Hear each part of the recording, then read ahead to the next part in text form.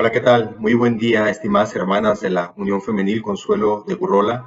Me presento, mi nombre es Jorge Carrillo. A mí me invitó la hermana Verónica Cabrera para compartir con ustedes el capítulo 12 del libro que están estudiando, el libro de Hebreos. Déjenme decirles, hermanos, que el libro de Hebreos en lo particular, para mí es un libro muy hermoso. Un libro con una teología muy rica. Es un libro que también que se podría considerar un tanto denso en cuanto a toda la información que contiene, porque el autor del libro de Hebreos maneja muy bien el Antiguo Testamento. Entonces, si nosotros no conocemos a profundidad el Antiguo Testamento, va a haber algunos detallitos que seguramente se nos van a pasar ahí por alto cuando estamos estudiando el libro de Hebreos. ¿Por qué el autor de Hebreos hace tanto énfasis en el Antiguo Testamento? Bueno, seguramente como ya vieron en videos anteriores, es porque este sermón que fue escrito, ese sermón está dirigido especialmente a cristianos que habían salido del judaísmo y se habían convertido al cristianismo. Pero ahora en la época en la que ellos están viviendo, están teniendo dudas de si es más conveniente para su vida regresarse al judaísmo. Porque en esa época ya el judaísmo estaba siendo bien visto por el Imperio Romano, les estaban dando cierta protección, les estaban dando ciertos beneficios a los judíos y los cristianos estaban siendo perseguidos. Entonces, estos judíos que se han convertido al cristianismo tienen estas dudas, ¿verdad? Tienen esta lucha espiritual dentro de ellos, de híjola, pues sí, desde que me convertí al cristianismo, mi vida se ha vuelto un poco más complicada. En cambio, si me regreso al judaísmo, voy a tener ciertos beneficios. Entonces, en ellos estaba obviamente esta duda, esta lucha. Por eso el autor de Hebreos va a empezar en los primeros capítulos a explicar cómo es que Jesús es superior en todos los sentidos, es superior a los ángeles, es superior a la ley, es superior a Moisés. Entonces el autor de Hebreos les dice, bueno, si ustedes se van a regresar al judaísmo, tengan en cuenta que es una regresión, es un retroceso, porque ya tenemos un nuevo pacto, ya no estamos bajo el viejo pacto, ya estamos en un nuevo pacto. Y entonces el libro de Hebreos va a jugar mucho con esto, ¿verdad? Va a tratar el autor de Hebreos de presionar a los cristianos, por un lado, a que tengan confianza en Dios, a que a pesar de las circunstancias, es verdad, la Biblia nunca nos va a pintar a nosotros, hermanos, un cuadro color de rosa, nunca nos va a decir, por ser cristiano, vas a tener una vida muy sencilla en esta tierra, no, al contrario, la Biblia nos va a decir, no, si tú te conviertes en un hijo de Dios, prepárate, prepárate porque van a venir dificultades, porque en este mundo en el que nosotros vivimos, no es un mundo que quiera agradar a Dios. Todo lo contrario, es un mundo que está en contra de los valores del reino de Dios. Por lo tanto, el cristiano, mientras está peregrinando en esta vida, mientras está caminando durante su vida terrenal, va a sufrir de dificultades, va a sufrir de persecución, va a sufrir de otras carencias quizás también. Entonces el autor de Hebreos, por un lado, los está exhortando a estos cristianos que se quieren regresar al judaísmo a que no, confíen en Dios, confíen en su palabra, pero a la vez también los está exhortando a tener temor de Dios, porque Dios es un fuego consumidor. Así termina el capítulo 12 de Hebreos. Dios es un fuego que todo lo consume. Pero entonces el autor de Hebreos está siempre con esta tensión. Por un lado, el creyente tiene que tener confianza en Dios, pero por otro lado también tiene que tener temor de Dios. Entonces el autor de Hebreos, en ciertas frases, en ciertos enunciados que ahí pronuncia, nos hace sentirnos cómodos, ¿verdad? eh, Ustedes acérquense confiadamente al trono de la gracia para hallar oportuno socorro. Es un hermoso pasaje, ¿no? Es un hermoso pasaje que nos ayuda a decir, acerquémonos pues con confianza a Dios y supliquémosle, ¿verdad? Supliquémosle por ayuda. Pero por otro lado, el autor de Hebreos también nos pone estos pasajes en los que nos dice, bueno, si Dios no perdonó a aquellos en el pasado, ¿qué nos hace creer que nos va a perdonar a nosotros? Entonces, por un lado, el autor de Hebreos dice cosas que nos hacen sentirnos muy cómodos, muy confiados, pero por otro lado, el autor de Hebreos nos hace sentirnos incómodos, nos mueve el tapete, nos recuerda por un lado que tenemos un Dios a quien nosotros debemos de temer. Y cuando usamos aquí la palabra temer, hermanos, obviamente hablamos de un temor reverente a Dios, pero sí involucra también un aspecto de tener un miedo. Y no porque no nos podamos acercar confiadamente a Dios, sino todo lo contrario. Nos podemos acercar confiadamente a Dios, pero a la vez también tenemos que tener un temor reverente por Dios. ¿Verdad? Entonces, eso es lo que el autor de Hebreos va a estar tratando y en su libro, ¿verdad? Va a estar, nos va a estar llevando de un lado al otro, ¿verdad? Sentirnos cómodos, sentirnos incómodos, tener confianza, sentir temor por Dios. Entonces, es parte de lo que vamos a estar viendo en el autor de Hebreos, porque él quiere generar en nosotros, por un lado, sí, tener la confianza en Dios, pero por otro lado, tener un respeto por Dios, al Dios al que estamos sirviendo. Y esto lo vamos a ver muy claramente reflejado en el capítulo 12 del libro de Hebreos. Y miren, yo lo he puesto así: pon tus ojos en Jesús. Para mí, si yo pudiera decir un punto que encierra todo esto, en lo que el autor de Hebreos va a hablar en el capítulo 12 es, si nosotros ponemos nuestros ojos en Dios, podremos vivir la vida cristiana, podremos aceptar la disciplina de Dios. Y número 3, nosotros podremos también acercarnos a Dios. Pero para eso nosotros tenemos que tener puestos nuestros ojos en Jesús. Vamos a estudiar este capítulo de Hebreos. Antes, hermanos, déjenme hacer una pequeña oración por ustedes que están escuchando esta grabación. Gracias, Dios, te doy por mis hermanas. Señor bendito, gracias por la hermana Verónica y por este esfuerzo que están haciendo, porque tu palabra, Señor, sea difundida, y porque tu palabra, Señor, mora en abundancia en nuestros corazones. Ayúdanos, Señor, ilumínanos, abre nuestras mentes. También, Señor, ayúdanos a concentrarnos en este momento, de manera que podamos apartar el tiempo para escuchar estas enseñanzas. Pero sobre todo, Señor, guíame, Padre, para que lo único que yo diga provenga de ti, Señor, y provenga de tu Santo Espíritu. Y que interprete correctamente tu palabra, Señor, para el beneficio de tu pueblo. Te lo explico, Padre, en Cristo Jesús. Amén. Muy bien, mis queridas hermanas. Fíjense bien, voy a explicarles aquí en el libro de Hebreos capítulo 12 algunas cuestiones. Cuando nosotros entramos al capítulo 12, estamos entrando a la parte práctica del libro de Hebreos. O sea, después de que el autor de Hebreos ha dicho un montón de cosas, ya las expliqué al principio, ahora comienza el autor de Hebreos con cómo es que todo eso que él dijo, nosotros lo vamos a aplicar. Miren bien cómo comienza aquí el capítulo 12, en el primer versículo. Dice, por lo tanto, ¿verdad? Por lo tanto, por lo tanto. Entonces, ese por lo tanto es, ya que escucharon todo lo anterior, por lo tanto, dice el autor de Hebreos, ya que estamos rodeados por una enorme multitud de testigos de la vida de la fe, quitémonos todo el peso que nos impida correr, especialmente el pecado que tan fácilmente nos hace tropezar, y corramos con perseverancia. La Reina Valera 60 dice paciencia, la carrera que Dios nos ha puesto por delante. Esto lo hacemos al fijar la mirada en Jesús, el campeón que inicia y perfecciona nuestra fe. Debido al gozo que le esperaba, Jesús soportó la cruz sin importarle la vergüenza que ésta representaba. Y ahora está sentado en el lugar de honor junto al trono de Dios. Piensen en toda la hostilidad que soportó por parte de pecadores. Así no se cansarán ni se darán por vencidos. Después de todo, ustedes aún no han dado su vida en la lucha contra el pecado.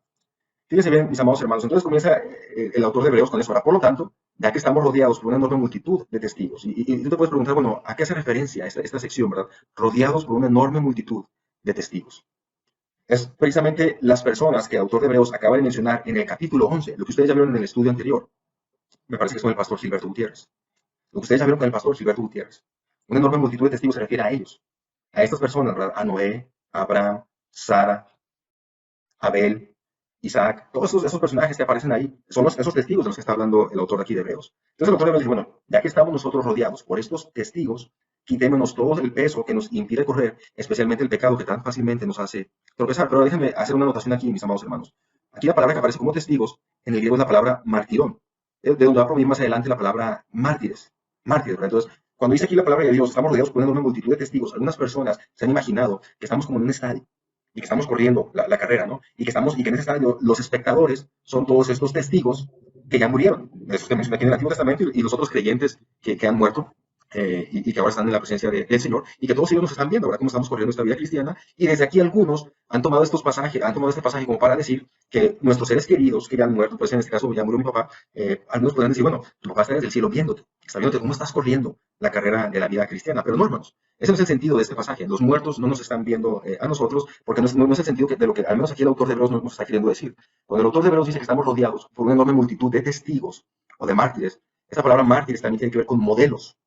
O sea, es gente que ya corrió la carrera. En otras palabras, lo que está diciendo aquí el autor de Hebreos es, ya que tenemos o ya que estamos rodeados por una multitud de ejemplos,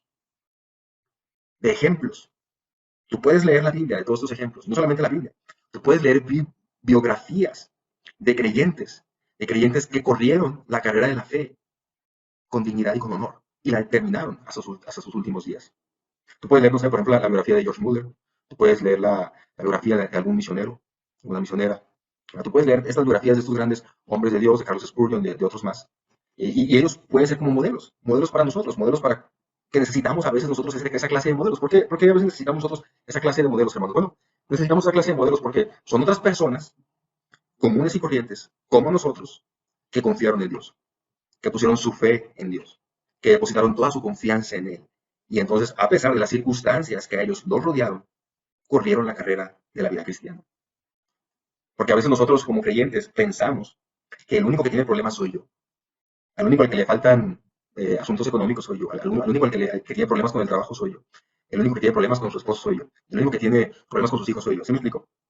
El único que tiene problemas en la iglesia soy yo. De pronto sentimos eso, pero porque somos muy individualistas. Pero cuando el autor aquí de Hebreos nos está invitando a que veamos esta enorme multitud de modelos, es que nos damos cuenta que ellos también tuvieron dificultades cuando estaban siguiendo a Dios. Por ejemplo, ahí está el caso de Moisés. Ahí está el caso de Abraham, el padre de la fe, que en algún momento tuvo temor, como nosotros, y le dijo a su esposa, ¿sabes qué? No digas que yo soy tu marido, di que soy tu hermano. Un hombre como nosotros. Entonces, pero es un modelo al final de cuentas. Es un modelo y vemos que a pesar de estas debilidades que tenía Abraham en su fe, él siguió confiando en Dios. Entonces, el autor de los versos nos dice, bueno, vean toda esta enorme multitud de personas que ya corrieron la carrera antes que ustedes. Y dice el autor de Hebreos, bueno, estamos rodeados de esta enorme multitud de testigos, así que quitémonos todo el peso que nos impida correr. Aquí el autor de Hebreos menciona, vamos a decirlo así, dos aspectos que nos pueden hacer tropezar en la vida cristiana. Por un lado, él habla de todo el peso que nos impida correr, pero luego lo hace una distinción, porque va a decir especialmente el pecado. Entonces está hablando de dos cosas distintas. Por un lado, tenemos peso que nos impide correr la carrera cristiana, y por otro lado tenemos pecado. Pecado que fácilmente nos hace tropezar. Cuando el autor de Hebreos se refiere aquí a todo este peso que nos impide correr, hermanos, en ocasiones hay cuestiones de nuestra vida que no son necesariamente malas en sí mismas, pero que sin embargo no nos permiten crecer espiritualmente. Por ejemplo, hay gente que se satura de trabajo, que se satura completamente de trabajo y no tiene tiempo para leer su Biblia, no tiene tiempo para congregarse, no tiene tiempo para pasar tiempo de calidad con su familia, con su esposa, con sus hijos, en este caso de ustedes, ya con su esposo, ¿verdad? Porque se llenan de trabajo. Y entonces nosotros como creyentes, para poder crecer en santidad, que es uno de los propósitos aquí del capítulo 12 de Hebreos, nosotros necesitamos correr la carrera de la fe, correr la carrera de la vida cristiana, pero usando las herramientas que Dios nos ha dado a nosotros, precisamente para ser perfeccionados en él. En ocasiones puede ser el trabajo, en ocasiones puede ser, no sé, inclusive la familia. De pronto hay gente que también pone a la familia en un lugar sumamente tan alto que descuidan sus otras responsabilidades cristianas y por lo tanto no están corriendo la carrera de la fe de una manera que le agrada a Dios. Esto puede ser el peso, ¿verdad? Que nos impide correr. Otros pesos más. Cada quien, aquí en este caso, cada quien puede reflexionar para su interior y darse cuenta, bueno, ¿qué es aquello que me está a mí impidiendo correr la carrera de la fe? ¿Qué es lo que me está quitando el tiempo con Dios? ¿Qué es lo que me está quitando mi mirada de Dios? ¿Qué es? ¿Qué es aquello? Y luego el autor de Hebreos va a decir, especialmente el pecado. También aquí el autor de Hebreos no está haciendo énfasis en ningún pecado en específico, simplemente en el pecado, porque cada quien sabe cuáles son sus tentaciones, cada quien sabe cuáles son sus pecados. Entonces el autor de Hebreos está haciendo general. Por un lado tenemos cosas que no son malas en sí mismas, pero que nos están impidiendo correr la carrera de la fe. Imagínense, también puede ser aquí, se me acaba de venir a la mente. De pronto llegamos del trabajo, llegamos de la escuela, y que lo primero que hacemos es prender la televisión. Y podemos gastar ahí 2 o 3 horas en la televisión y no nos preocupamos, no nos sentimos que hemos gastado tanto tiempo ahí en eso. Algunos con el celular, ahora con las redes sociales, no están ahí todo el tiempo metiéndose, no sé, a Facebook, Instagram, WhatsApp, todas estas redes, TikTok ahora. Y se gasta demasiado tiempo ahí. Se gasta demasiado tiempo ahí. Cuando nosotros como hijos de Dios no deberíamos dejarnos llevar por esas cosas. Podríamos usar mejor nuestro tiempo. Eso es peso, ¿verdad? Esas cosas no son necesariamente malas entre sí, ni tampoco estoy diciendo que nunca vean un programa de televisión, tampoco estoy diciendo que nunca entren en las redes sociales, no. Pero tenemos que darles simplemente la atención que requieren. No necesitan toda nuestra atención, no necesitamos estar gastando ahí 2 o 3 horas todos los días. Ese es peso, ¿verdad? Que nos impide correr.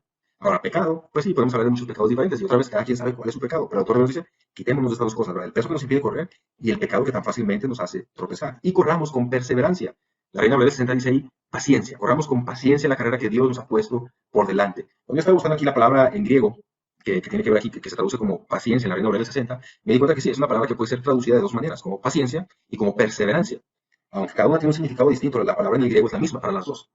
Entonces, por un lado, el autor de Hebreos nos puede estar diciendo a nosotros que tenemos que correr con paciencia porque es una carrera, no es una carrera de 100 metros, es una carrera como si fuera un maratón. Entonces, si se conoce la distinción entre estas dos, ¿no? Una carrera de 100 metros se acaba en 10 segundos, 12 segundos, dependiendo de quién esté compitiendo. Pero un maratón puede llevarse hasta 5 horas y se corren grandes distancias. Inclusive los músculos de aquel que corre carreras de sprint de 100 metros nada más son unos músculos muy grandes en sus piernas y el que corre maratones es una persona generalmente muy delgada, muy delgadita.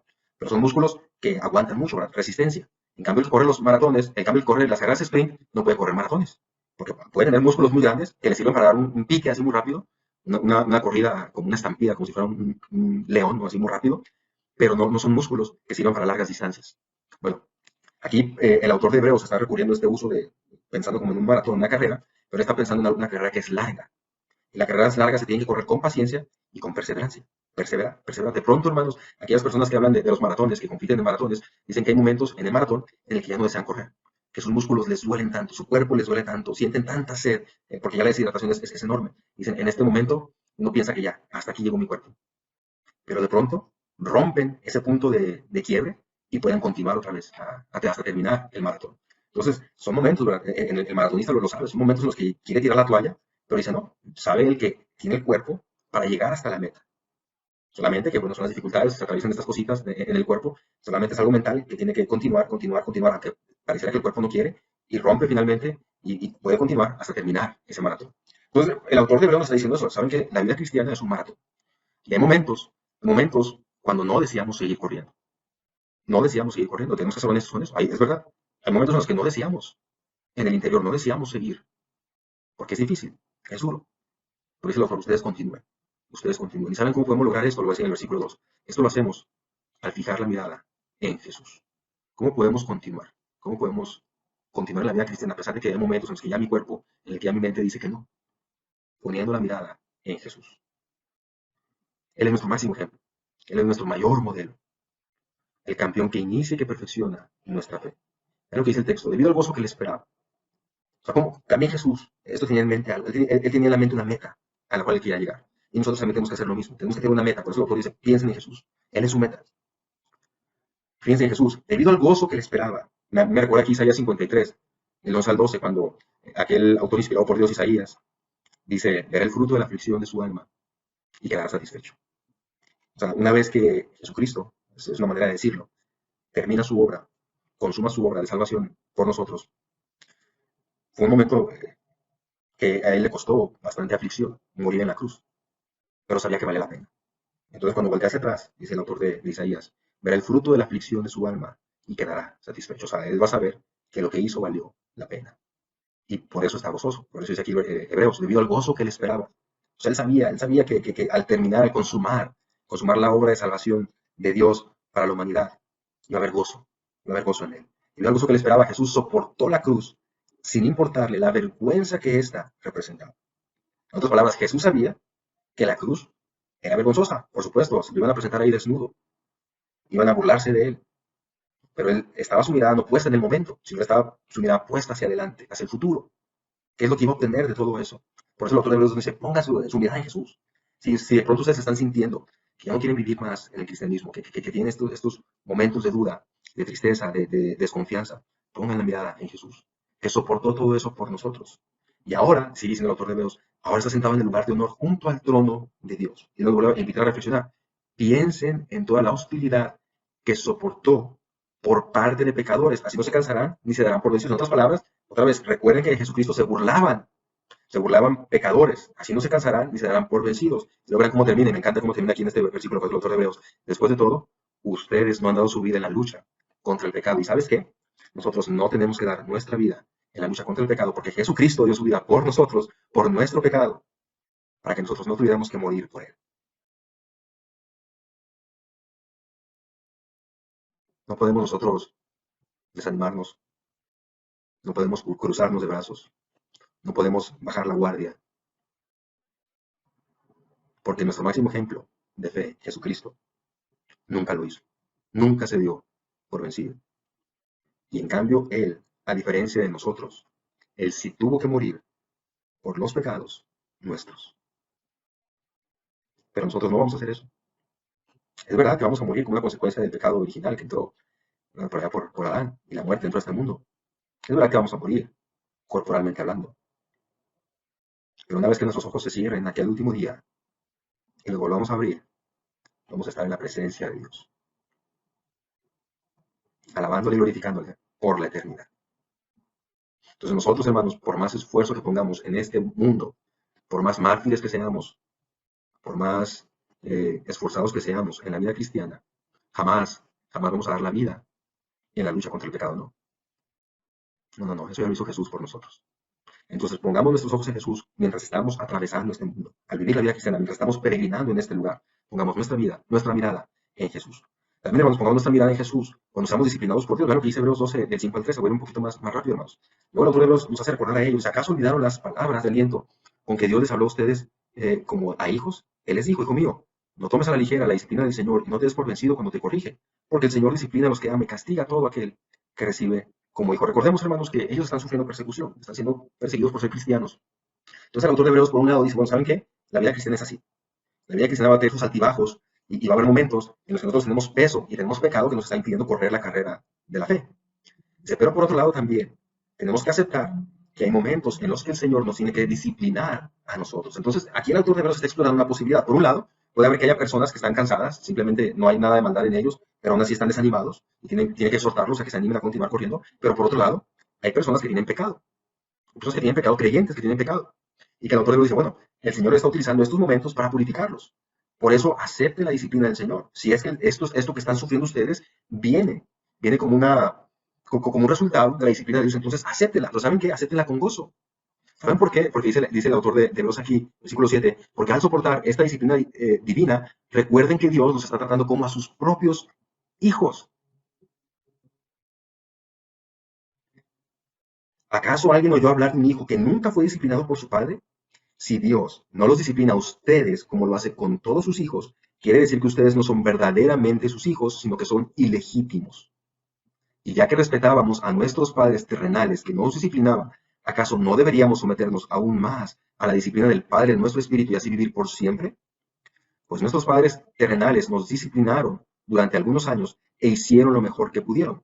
Pero la disciplina de Dios siempre es buena para nosotros, a fin de que participemos de su santidad. Vean bien, hermanos, la disciplina de Dios siempre es buena, porque de esta manera nosotros participamos en la santidad de Dios.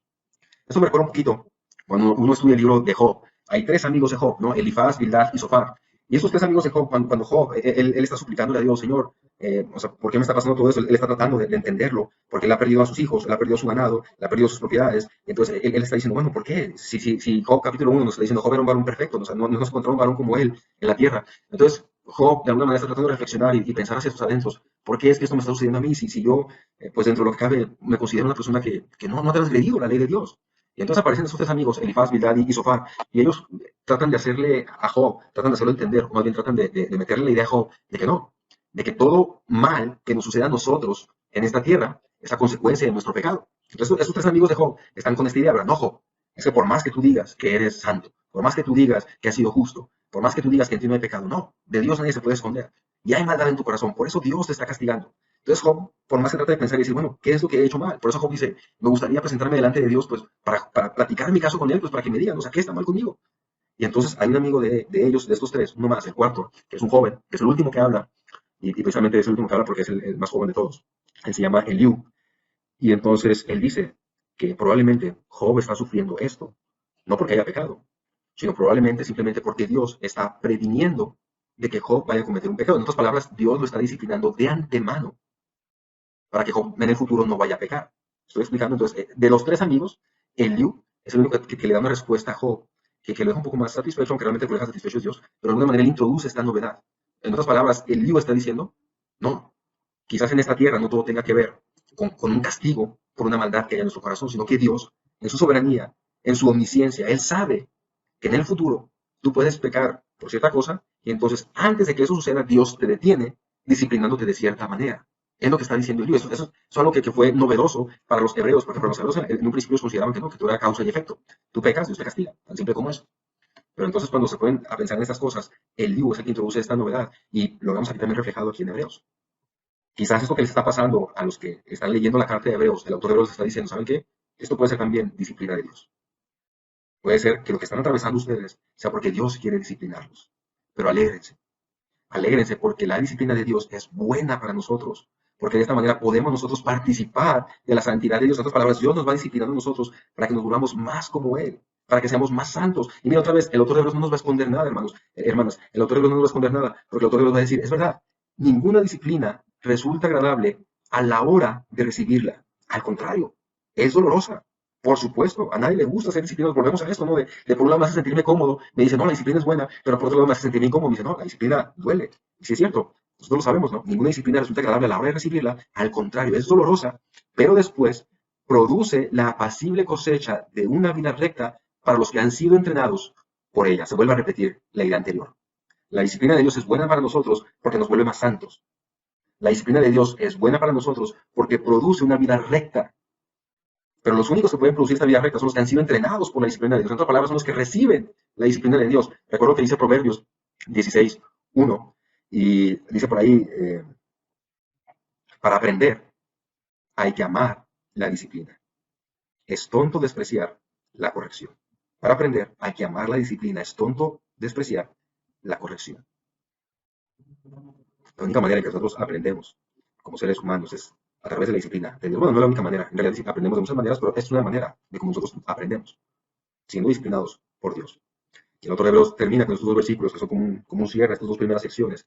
Dice, por lo tanto, renueven las fuerzas de sus manos cansadas y fortalezcan sus rodillas debilitadas. Tracen un camino recto para sus pies, a fin de que los débiles y los cojos no caigan, sino que se fortalezcan. Hay creyentes, hay creyentes que podemos decir nosotros, están en un estado espiritual más abajo que los demás. Es decir, en un grado de santidad más pequeño, más abajo. Porque la santidad hay grados de santificación. Podemos decir que hay creyentes que han avanzado más en la vida cristiana, que se han guardado más, que han sido más temerosos de Dios, que no tienen tantos pecados como otros creyentes. Entonces, cuando el autor de Hebreos aquí está hablando de esto, los débiles y los cojos, no se refiere en un sentido a gente que físicamente está débil o que le falta un pie, no. Se refiere a que espiritualmente es gente. Espiritualmente es gente que está debilitada, es gente que su pecado le ha hecho tropezar y caer. Y otra vez, no, piensen en todo esto. Por un lado hay que correr la carrera con perseverancia, con paciencia, puestos los ojos en Jesús. Por otro lado, recuerden que también la disciplina Dios la utiliza con un beneficio para ustedes. La utiliza para santificarnos, la utiliza para producir en nosotros una vida recta. Y con esto, dice el autor de Hebreos, fortalezcanse. No caigan, continúen caminando, continúen corriendo la carrera de la vida cristiana. ¿Cómo hacemos esto otra vez? Puesto los ojos en Jesús. Puesto los ojos en Jesús. Porque el mismo autor de Hebreos va a decir que Jesucristo, por lo que padeció, aprendió obediencia. Por eso otra vez yo digo, aquí el autor de Hebreos, aunque no lo menciona directamente en esta segunda sección, sigue pensando en nuestro modelo es Jesús. Él es nuestro modelo. Y número 3, hermanos, para terminar, también tenemos que poner nuestros ojos en Jesús cuando nos acercamos a Dios. Es una sección muy larga, pero no voy a profundizar mucho en ella, solamente vamos a tomar algunos puntos de esto. El autor de Hebreos aquí, el punto principal de esta tercera sección, es que nosotros no debemos de ser profanos. Nosotros debemos enfocarnos en tratar de ser temerosos de Dios. Mira lo que, como comienza aquí el versículo 14, esfuércense por vivir en paz con todos y procuren llevar una vida santa. Aquí está hablando obviamente del creyente. Porque los que no son santos no verán al Señor. Cuídense unos a otros para que ninguno de ustedes deje de recibir la gracia de Dios. Y aquí quizás algunos podrían pensar que este pasaje se puede utilizar para demostrar que se puede perder la salvación, pero este pasaje no está hablando de eso. Dice, cuídense unos a otros para que ninguno deje de recibir la gracia de Dios. Y tengan cuidado de que no brote ninguna raíz venenosa de amargura, la cual los trastorne a ustedes y envenene a muchos. Pero fíjense lo que continúa diciendo, asegúrense de que ninguno sea inmoral ni profano, como Esaú. Ustedes, otra vez, el Antiguo Testamento está aquí bien metido, ninguno sea inmoral ni profano, que cambió los derechos del primer hijo varón por un simple plato de comida. O sea, en otras palabras, Esaú no le dio importancia a lo que Dios le estaba ofreciendo, al regalo que Dios le estaba dando, por el simple hecho de ser el primogénito. Él iba a heredar la tierra, él iba a heredar la promesa de Dios, que venía a través de su padre, ¿verdad? Entonces, aquí el autor dice, no sean como él, que despreció la bendición de Dios. Entonces, cuando aquí el autor de Hebreos, más arribita, dice, ninguno deje de recibir la gracia de Dios, se refiere a esto, a que nosotros podemos perder en esta tierra bendiciones de Dios. Esto lo voy a explicar más adelante, pero fíjense bien, porque sí dicen aquí el autor de Hebreos, porque cambió sus derechos de primer hijo varón por un simple plato de comida. Ustedes saben que después, cuando quiso recibir la bendición de su padre, fue rechazado. Ya era demasiado tarde para arrepentirse, a pesar de que suplicó con lágrimas amargas. ¿Por qué yo digo que este pasaje no está hablando aquí de la gracia, de la salvación? Porque si nosotros vamos a la historia original de Génesis, es verdad que Esaú no recibió la bendición del primogénito, pero sí recibió bendición. Su padre, Isaac, lo bendijo. Lo bendijo. No solamente eso, nosotros vemos, si vamos allá a la literatura de los profetas, y si vamos a ir también leyendo otros pasajes de la Biblia, nos vamos a dar cuenta que Esaú, que luego va a ser el pueblo de Edom, Dios también lo estuvo venciendo, al pueblo de Edom. Inclusive varias veces le dijo al pueblo de Israel que no tocaran Edom, porque también eran sus hijos. Entonces aquí este pasaje no está hablando de la pérdida de la salvación, sino más bien de la pérdida de bendiciones en esta tierra. Y me pongo a pensar un poquito también, y recuerdo aquí la historia, por ejemplo, de David. Ustedes se acuerdan de la historia de David cuando se mete con esta mujer que no era su esposa y que Dios lo castiga, y a partir de ese momento, David, el gran rey David, que había recibido tantas bendiciones de Dios, su familia se llenó de problemas. De manera que hasta sus últimos días David estuvo sufriendo por su familia. Perdió, perdió de bendiciones de Dios aquí en esta tierra por ser profano, por ser inmoral. Por eso aquí el autor de Hebreos nos está recordando a nosotros, no sean inmorales ni profanos. Y cuando decimos aquí profanos, tenemos que entender que la palabra profano se tiene que entender como alguien que no le da la importancia de vida a las cosas de Dios, a las cosas religiosas. Cuando alguien lo toma como cualquier cosa, como un juego, ¿no? No, no, por eso el autor de Hebreos va a decir, acérquense con Dios, con reverencia y con temor y con temblor. Y dan por qué digo esto, porque el autor de Hebreos sigue hablando de lo mismo. Dice, ustedes, a diferencia del pueblo judío, ustedes no se han acercado a una montaña que se pueda tocar, a un lugar que arde en llamas, a un lugar de oscuridad y tinieblas, rodeado por un torbellino, como le sucedió a los israelitas que llegaron al monte Sinaí. No. Él dice, ellos oyeron un imponente toque de trompeta y una voz tan temible de Dios que le suplicaron a Dios que les dejara de hablar. Retrocedieron, tambaleándose bajo el mandato de Dios. Si tan solo un animal toca la montaña, deberá morir apedreado. Incluso Moisés se asustó tanto de lo que vio y dijo, estoy temblando de miedo. El autor dice, ustedes no se han acercado a ese monte. No.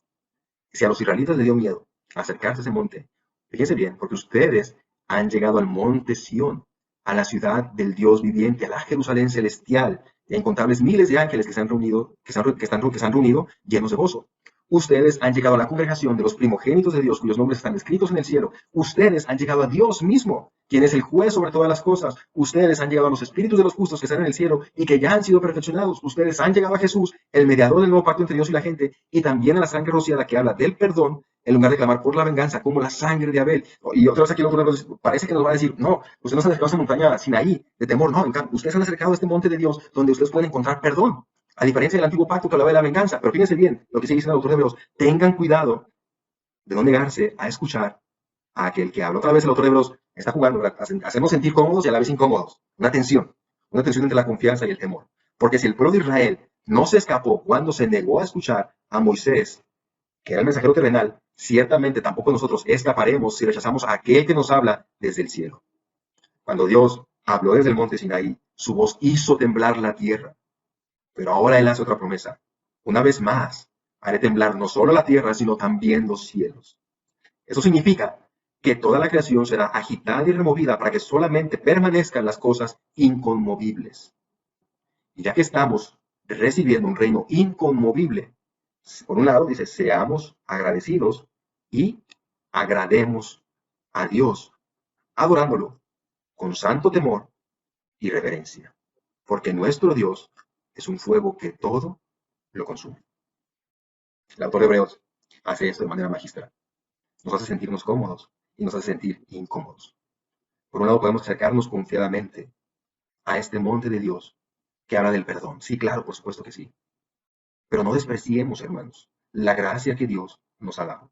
No despreciemos la misericordia de Dios. No despreciemos, porque hermanos, Dios, Dios pasa por alto tantos de nuestros pecados, tanta de nuestra maldad.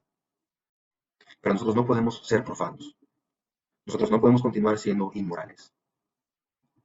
Porque Dios es un Dios que es fuego, que todo lo consume. Por eso tenemos que poner los ojos puestos en Jesús. Jesucristo, a pesar de lo que él sabía que representaba la cruz, él siempre tuvo temor y reverencia de Dios. Hasta la muerte lo obedeció. Él sabía lo costoso que iba a ser. Y dice el autor de Hebreos que suplicaba con lágrimas que de ser posible pasar esa copa. Que no fuera así, que fuera de otra manera. Pero aún así él dijo, pero no se haga lo que yo quiero, sino lo que tú quieres, Señor. Entonces, la enseñanza de esta última sección es esa, ¿verdad? A que nosotros podemos perder bendiciones de Dios en esta tierra si nosotros somos profanos o somos inmorales. O sea, es decir, si no le damos la debida importancia a lo que estamos haciendo. Hermanos, la vida cristiana no es un juego. La carrera cristiana no es un juego. Nosotros hemos decidido dejar que Cristo sea el Señor de nuestras vidas. Hemos recibido su perdón, pero le hemos entregado nuestra vida. Así que sirvamos a Dios con temor y con temblor. Es lo que quisiera compartir con ustedes, mis queridas hermanas de la Unión Femenil, de la Federación de Uniones Femeniles Consuelo de Curola. Pero todo esto, tengamos, por un lado, confianza, esa confianza, ¿verdad? De poner nuestra mirada en Jesús, en su carácter, en lo que Él es, pero a la vez también tener temor. ¿Estamos corriendo bien la carrera? Les pregunto si les hago. ¿Estamos corriendo la carrera de la vida cristiana y nos hemos quitado todos esos pesos que nos impiden correr? ¿Qué pecados hay en nuestro corazón? ¿Qué pecados hay en nuestra vida que nos tenemos que quitar? También tenemos que recordar de la disciplina de Dios. Y por un lado, que Dios nos esté disciplinando es algo bueno, porque significa que somos sus hijos. Porque qué padre va a querer que sus hijos sean lo que quieran ser, vagos, o lo que les dé como decimos nosotros, perdónenme, que hagan lo que les dé su regalada gana, ¿no? Los papás educamos a nuestros hijos y los disciplinamos porque sabemos que hacen cosas que no son correctas que hagan. Y no lo hacemos porque seamos tiranos, no. Lo hacemos porque sabemos que aquello que están haciendo los va a lastimar a ellos mismos. Entonces también aceptemos la disciplina de Dios. Recibámosla con alegría. Ya sabes, el autor no lo esconde. Dicen, es verdad que no es agradable. Nos puede molestar. Nos podemos sentir incómodos. Pero recordemos que si Dios nos disciplina, significa que somos sus hijos. Si no nos disciplinara, pues entonces no seríamos hijos de Dios.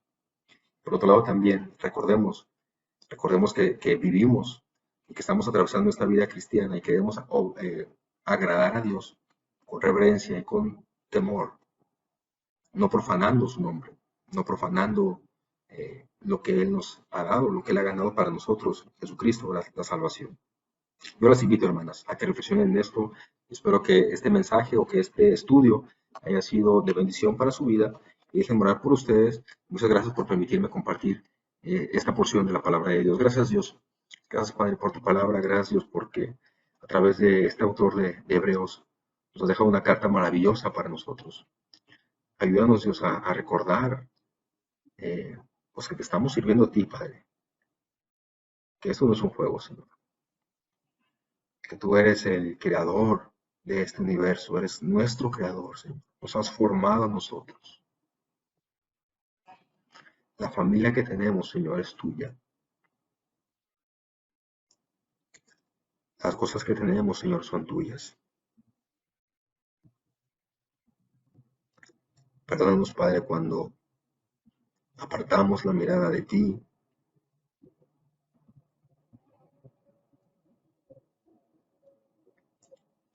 y nos empezamos a ir por otras cosas, Padre. Deseamos servirte de todo corazón. Deseamos que todo lo que hagamos, Señor, te honre y te glorifique solamente a ti. Nos acercamos, Padre, no por algún mérito que nosotros tengamos, porque sabemos que somos malos. Nos acercamos, Señor, porque Jesucristo, Él dio su vida por nosotros, por nuestra maldad, por nuestros pecados. Y es por esa confianza que tenemos en Él, por esa fe que tenemos en Él, Señor, que acudimos a ti en arrepentimiento, confesión, pero también, Señor, solicitándote que nos ayudes, Padre, a correr, a peregrinar esta vida. Deseamos, Padre, estar en tu presencia. Deseamos estar, Señor, rodeados de nuestros hermanos, glorificándote en aquel día glorioso. Ayúdanos mientras tanto, Señor, en todo lo que hagamos aquí. Te lo suplicamos, Padre, en Cristo Jesús. Amén. Mis queridas hermanas, pues que el Señor les bendiga. Les mando un abrazo. Muchas gracias por invitarme.